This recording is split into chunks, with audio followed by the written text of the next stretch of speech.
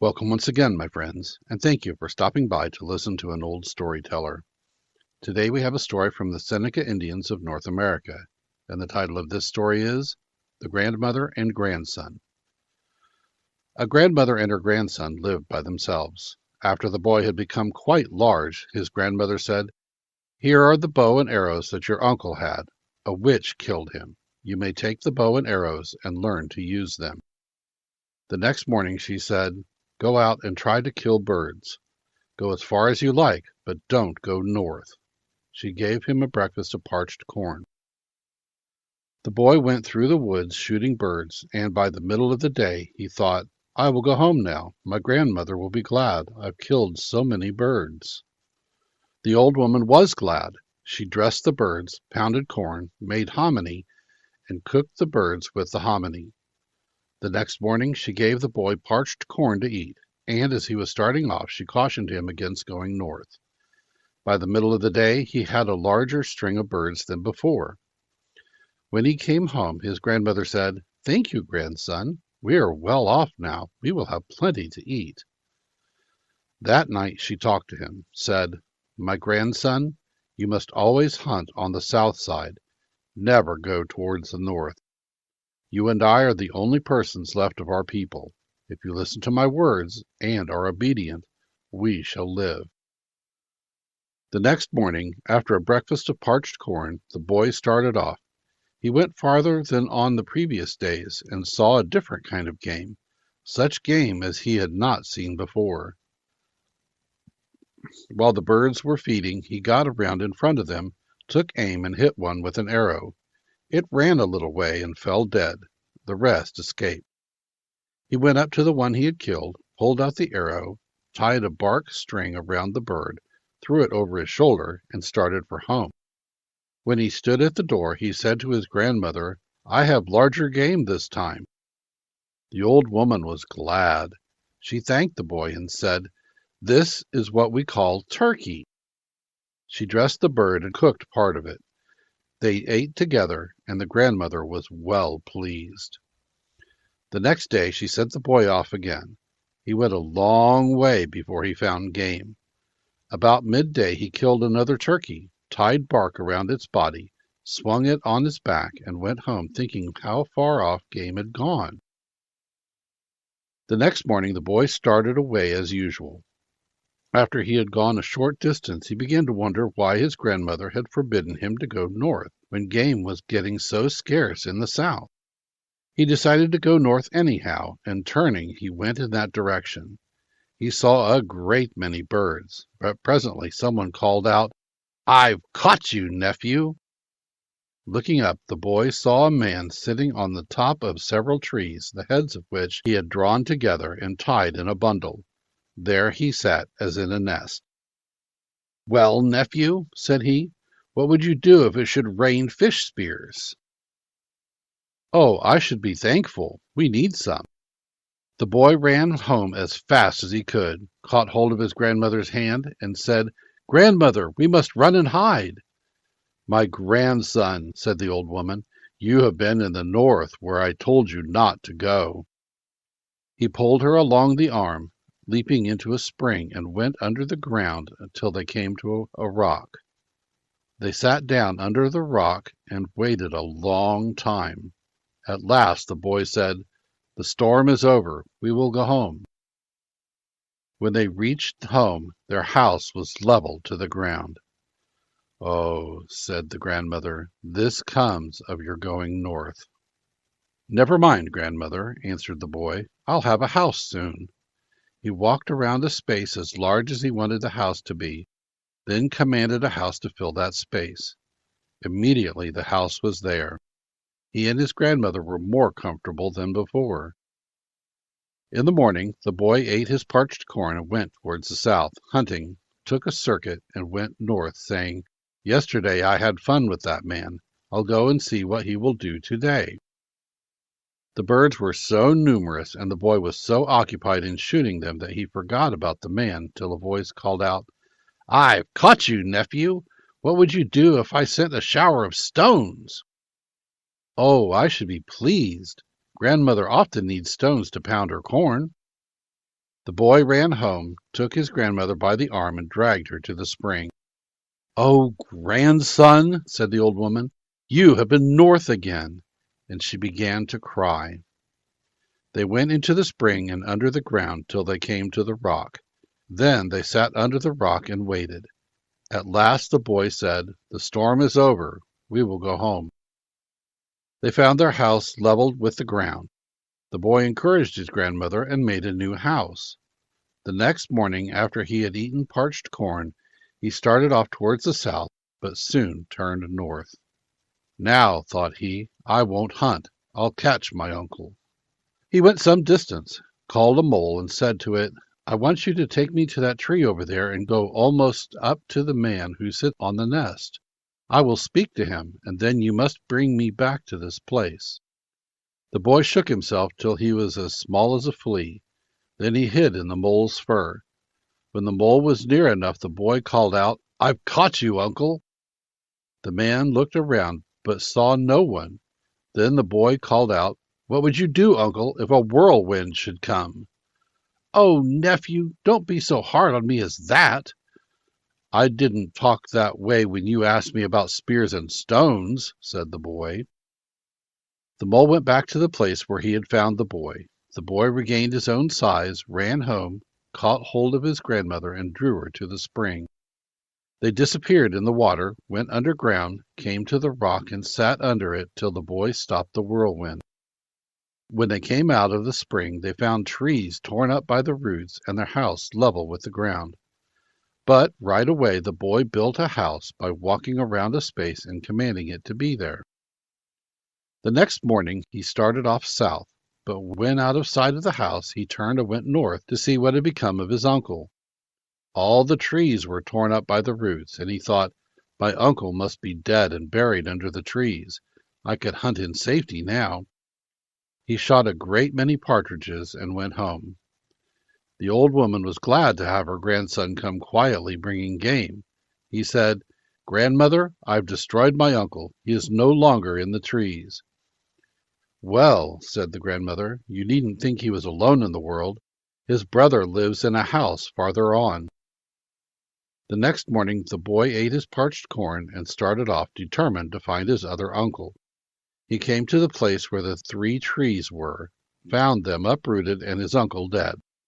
Then he held on his way till he came to an opening and saw a house with smoke rising through the smoke hole. "I'll go there and look in," thought he. "That must be the place where my uncle lives." He went to the house, opened the door, looked in, and said to an old man sitting there, "Well, uncle, I've come to visit you." "Come in, my nephew," said the old man. "I have a rule which all follow who come here. Everyone who visits me must run with me across this field and back. We bet our heads on the race." "If that is your rule, we will run," said the boy. They went outside. The old man made a mark across the opening and said, "We will run to that post over there at the end of the opening. If I get back and cross this line first, I'll cut your head off. If you cross first, you cut off mine." They stood side by side. The old man called, "Now!" Off they started and ran to the post. When halfway back to the line, the boy fell. A sharpened deer horn had stuck into his foot. He sat down, pulled out the horn, and threw it far ahead. It came to the ground right in front of the old man. He had gone on a good distance while the boy was sitting down. Now he ran on to the deer horn.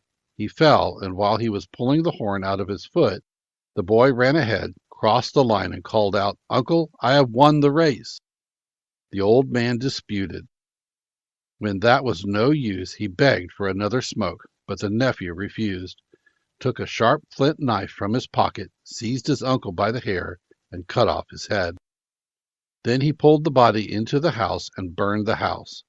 The old man's head burst, and out flew owls. The boy went home and told his grandmother what he had done. She said, "You have a third uncle farther on. He, too, has great witchcraft." The next morning the boy started off to visit the third uncle. He passed the uprooted trees and the burned house and went some distance through a forest. When he came to the edge of the forest, he saw a large opening and a house at the other side of it, and he said to himself, "That must be the house of my third uncle." He went on till he came to the house. Going in, he said to an old man who was sitting there, "Uncle, I've come to visit you." "Oh, nephew, I am glad you have come," said the old man. "I have a game to play. Everyone who comes here plays with me. We bet heads." "What is the game?" "We hide here in this room. I will hide, and if you don't find me every time till midday, you are beaten, and I'll cut off your head. If you find me every time, you win, and will cut off my head." "Very well," said the nephew. "Now," said the old man, "you must lie down on the ground, and I'll cover you up with an elk skin. When I am ready, I'll let you know." The boy lay down and was covered up with the elk skin. As soon as the old man covered his nephew, the boy turned into a wood tick and got onto his uncle's neck, and when the old man called out, "Ready!" the tick called out, "I found you, uncle." The old man thought the voice came from behind him. He hid again, and again the tick called out, "I found you, uncle." He looked everywhere but couldn't see his nephew. Again he hid, for he had the right to keep on hiding till midday. The old man thought the boy was still under the elk skin, and he wondered how he could find him. He continued to hide, but was always found. Every little while the old man ran to look at the sun, and then hurried back into the house to hide. At last he thought, "I'll hide outside," but the boy called out, "That won't do, my uncle. You said we must hide in the house." It was almost midday. The old man was frightened. He ran out, got a long pole, and punched the sun off towards the east. Then he ran in and hid. The boy called out, "I found you, uncle." Again the sun was almost overhead. The old man ran out, took his long pole, and pushed it towards the east, and again hid, but was found. At last the sun was straight overhead, and the boy called out, "I found you, uncle. The game is mine." The old man begged for one more smoke, but the nephew wouldn't let him have it. He cut off his head, dragged him into the house, and set fire to the house. The head burst, and out of it flew owls. The boy went home and told his grandmother what he had done. She said, "You have a fourth uncle worse than all the others, and I advise you not to go near him. Harm will come to you if you do." The next morning the boy went towards the south, then made a circuit to the north. He passed the places he had destroyed and came to an opening with a house in the center. In the house was a very old man. The boy said to him, "Uncle, I've come to visit you." "Very well," said the old man. "Come in and sit down. I have a game that I play with all who come to visit me. I play dice. We each have one throw, and we bet our heads on it." "I'll play with you," said the boy, "but first I'll go to the river." On the river there was a flock of ducks. The boy called to the ducks. They came to the bank, and he said to them, "I have to play a game, and I want your help. I want 6 right eyes. I'll bring them back soon." They agreed, and he took the right eye from 6 of the ducks and said to the eyes, "When the old man plays, some of you must drop into the bowl with your sight down, but when I play, you must all drop in looking up." When the boy went back to the house, he said to the old man, "We will play with my dice." They spread a deerskin on the ground and put the bowl on it. The old man wanted to use his own dice, but the boy wouldn't let him. When the eyes were in the bowl, he asked for his uncle to take the first throw. The old man didn't want to play first, but after disputing some time, he took up the bowl and shook it. The eyes went up slowly to the top of the smoke hole, as ducks quacking, and came back into the bowl as dice, some right side up and others wrong. The boy shook the bowl. The dice flew up as ducks, quacking loudly, went out at the smoke hole, and disappeared into the clouds. The old man kept saying, "No count, no count."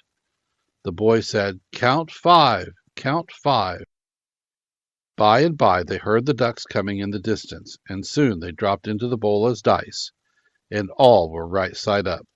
"I've won the game!" cried the boy. The uncle begged to be allowed one smoke, but the nephew refused, cut off his head with a flint knife, and set fire to the house.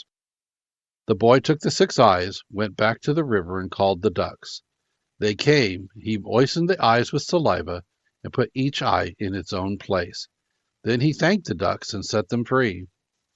When he reached home and told his grandmother what he had done, she said, "Now you can hunt wherever you like. There is no one to harm you." The boy was now a man. He could kill deer, bear, and other game, but he had to go so far that he always came home late at night. He didn't like this, and one day he said to his grandmother, "I am tired of going so far to hunt. I have power to call game to the house. I will sing, and game will come." He went to a white ash tree and brought home wood to make arrows, and by night he had made a great many arrows. The next morning he brought a deer skin. The old woman sat down. He covered her with the skin and said, "You must not look out. If you do, I shall leave here, never to come back." He placed the bundle of arrows on the ground outside and began to sing, "Come to me, deer, come to me, elks, come to me, bears, come to me, coons." Soon there was a great noise in the forest. Animals were coming from every side. When they were near enough, the young man began to shoot. Bears, coons, and hedgehogs were climbing over the house. The old grandmother was frightened at the noise. She took the deerskin off from her head and looked up through the smoke hole to see what the trouble was. That instant a white deer sprang over the others, seized the young man on his horns, and ran off through the woods. All the animals followed. The man was still singing. The old woman opened the door and saw all the animals that had been killed, but her grandson was nowhere to be seen. Then she remembered his words. While the white deer was rushing through the woods, a pack of wolves came upon its track, overtook it, and killed both the deer and the man. That afternoon the clouds in the west were very red. The grandmother thought, "This is a bad sign. My grandson is in trouble." It was the very time the young man was killed. The next morning the old woman followed the tracks of the game, hoping to find her grandson. The animals had beaten a broad trail through the woods. She followed the trail till evening.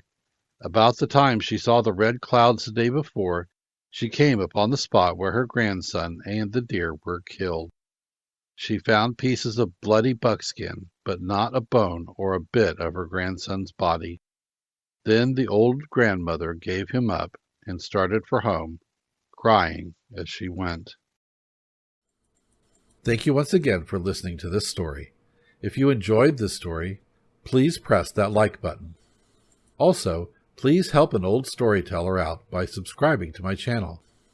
The next story will be posted in a few days, so until then, may your story continue to be a good one.